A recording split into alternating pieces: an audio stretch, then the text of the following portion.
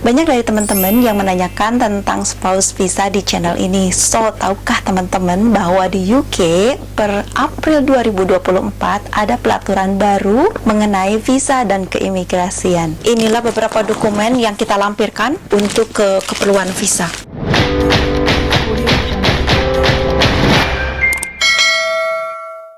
Hai everyone, welcome back to my channel. Balik lagi sama aku Noe Amelia di Birmingham. Seperti di judul, untuk video kali ini aku akan bahas mengenai spouse visa pelaturan terbaru 2024. So, yang baru di channel ini, welcome, selamat datang. Semoga video-video di channel ini memberi manfaat buat teman-teman semuanya. So, sebelum aku lanjut pembahasan kita, aku mau disclaimer dulu bahwa aku bukan orang yang expert di bidang visa dan keimigrasian, tapi aku secara pribadi mempunyai pengalaman yang ingin aku share dengan teman-teman semuanya mengenai spouse visa. So, let's start it. Buat teman-teman yang sekarang sedang melakukan penjajakan dengan seorang pria British atau orang yang permanent resident di UK, nanti kalau misalkan memutuskan untuk tinggal di negara pasangan kalian, nah itu kalian akan apply spouse visa. So, spouse visa itu apa sih? Spouse visa itu adalah visa pasangan, itu memungkinkan warga negara asing, yaitu kita yang bukan British ya, yang memenuhi syarat untuk bergabung dan tinggal bersama pasangannya di Inggris. Jika mereka adalah warga negara Inggris atau permanent resident atau yang menetap, misalkan orang itu dengan izin tinggal dengan batas waktu tertentu dengan permanent resident ya, dan walaupun warga negaranya bukan warga negara Inggris, asalkan sudah permanent resident, itu sudah bisa melakukan apply spouse visa. Untuk per tahun 2024, untuk spesifik masa biaya secara detailnya ada di description box, jadi kalian bisa cek dan baca-baca secara detail.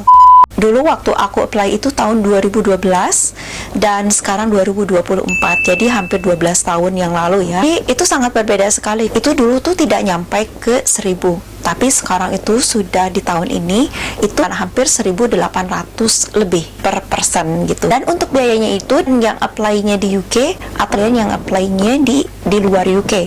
Tentu kalau apply-nya di luar UK itu sangat mahal sekali berbandingannya, dan itu per person. Dan kalau bisa membawa anak bawaan, cost permission untuk bawa anak itu juga sangat berbeda. Specific cost-nya nanti aku tulis di link di bawah. Itu biaya untuk apply-nya aja. Jadi antara di UK atau di dalam UK itu sangat berbeda. Untuk masuk di dalamnya juga ada beberapa dokumen yang sangat berbeda dari zaman aku dulu tahun 2012 dan sekarang 2024. Nah, per 11 April 2024 ini pelaturan terbaru itu mengenai financial requirement. Itu harus melampirkan income dari sponsor. Untuk dulu waktu aku itu masih 18.600 pound sterling per tahun.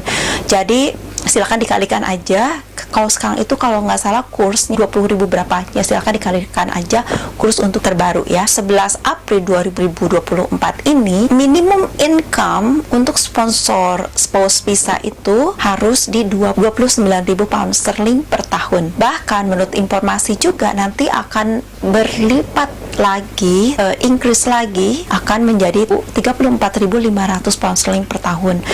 Jadi cukup sangat sulit sekali. Dulu aja aku waktu dulu itu sangat susah sekali, apalagi sekarang udah naik dan naik lagi ya, dan ditambah lagi beberapa biaya-biaya lainnya. Dulu waktu zaman aku tuh tidak ada health insurance, dan sekarang kita harus bayar health insurance.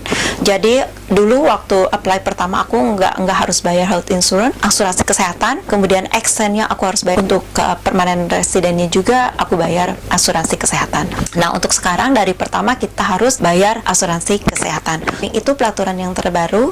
Memang untuk UK sendiri, dari pemerintahan UK ini sekarang pemerintah sedang meminimais imigran yang datang ke UK. Nah, menurut kalian silakan tulis di komentar bagaimana menurut pandangan kalian, apakah ini bagus atau tidak. Menurut beberapa yang aku survei dari orang British asli sini sih, mereka sangat happy banget ya dengan ada pelaturan itu, karena mereka meminimais imigran yang masuk ke sini ya. Tidak semua yang datang ke sini membawa dampak positif untuk lingkungan sekitar di UK gitu ya. Jadi tidak semua baik, ada juga sisi buruknya. Jadi itu yang dipertimbangkan tuh. Dan karena kan di sini tuh banyak benefitnya ya. Jadi untuk meminimais untuk penggunaan benefit fund yang dikeluarkan oleh pemerintah UK gitu. Jadi Itulah kebijakan-kebijakan yang dikeluarkan oleh pemerintah UK. Kenapa dalam setiap pelaturan keimigrasian dan visa, especially spouse visa, itu pelaturannya itu semakin dipersulit begitu, karena itu juga menghindari fraud. Karena ada beberapa kasus juga yang fraud, yang illegal marriage, yang menatasnamakan marriage tapi kesini kan disalahgunakan oleh orang-orang yang tidak bertanggung jawab. Jadi begitu beberapa isu yang aku dapat. Spouse visa dari biaya apply visa tentunya sangat lebih mahal dibandingkan tahun-tahun dulu. Kalau menurut aku itu hampir 100% naik ya. Untuk income sponsor itu juga sangat berubah sekali, dari 18.600 menjadi 29.000, bahkan nanti akan increase lagi. Itu juga belum termasuk dari anak bawaan dari pernikahan sebelumnya misalkan. Nah, itu juga mendapatkan biaya juga. Nah, sekarang untuk persyaratan.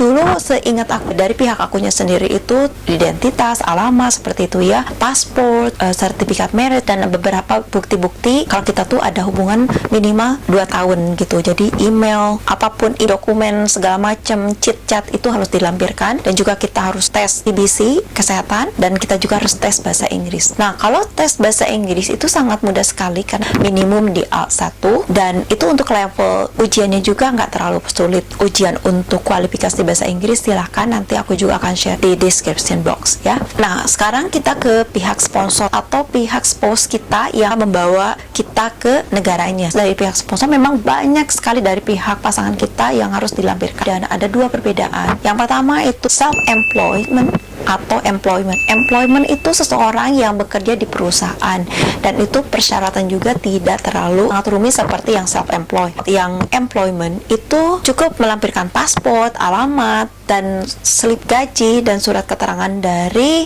perusahaan dan rekomend dari perusahaan itu. Itu menyatakan bahwa betul sponsor ini, spouse kita ini bekerja di perusahaan tersebut, dan menjamin gitu ya untuk mengenai income penghasilan. Seperti itu bank statement, seperti itu ya, tidak ribet dan segala macam. Aku udah bahas kok di video aku sebelumnya.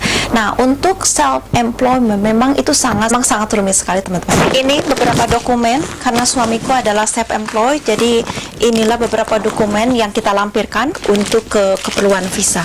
Kita bisa bayangkan betapa stresnya dan juga biayanya lumayan sangat banyak sekali. Nah, jadi kalau untuk self-employment, karena banyak sekali detailnya, aku nggak bisa detailin satu-satu karena nggak ngebahas tentang masalah pelampiran dokumen untuk spouse visa. Hanya sedikit aja tadi aku share tentang dokumen-dokumen yang aku lampirkan waktu aku apply visa dan sampai aku menjadi permanent resident di sini.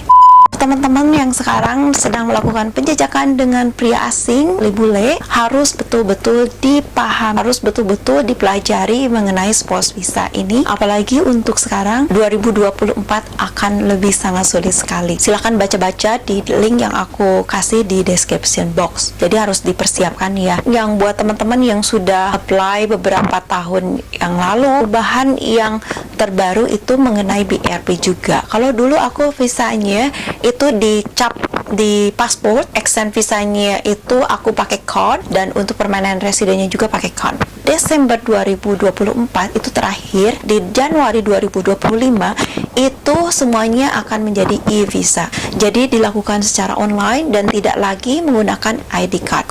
Mempermudah penggunaan dan untuk memudahkan akses, dan tidak terjadi misalkan kehilangan atau kerusakan seperti itu, dan itu sangat mempermudah keimigrasian untuk mengecek status kita sebagai imigran di sini. Untuk spouse visa ada 2 terbaru, yaitu mengenai minimum income yang harus dilampirkan untuk spouse visa, dan juga nanti BRP-nya secara online. Jadi tidak lagi menggunakan card, begitu, electronic visa ya, e-visa. Nah, itu dia teman-teman mengenai visa untuk visa terbaru April 2024. Dan biasanya Home Office sebagai departemen pengurus keimigrasian selalu melakukan perubahan-perubahan di April, di bulan April di tahun-tahun tertentu begitu. Jadi please stay tune. Jadi lihat selalu kalau kalian sekarang lagi berinteraksi atau berkaitan dengan yang namanya spouse visa, buat teman-teman yang sekarang melakukan penjajakan atau lagi mau melakukan pernikahan dengan pria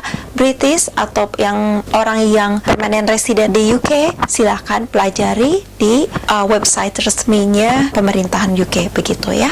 So teman-teman, semoga video ini bermanfaat. Nah, itu yang bisa aku sampaikan. Nanti di video-video selanjutnya akan aku lebih detail lagi karena ada pelaturan lagi mengenai visa kerja dan juga tentang anak yang bisa menjadi British walaupun bukan hasil dari orang tua yang British salah satu atau British begitu. Stay tune terus di channel ini. So kita akan ketemu lagi di next video. So thank you so much for watching. Hope you find this video very useful. So we'll see you again soon.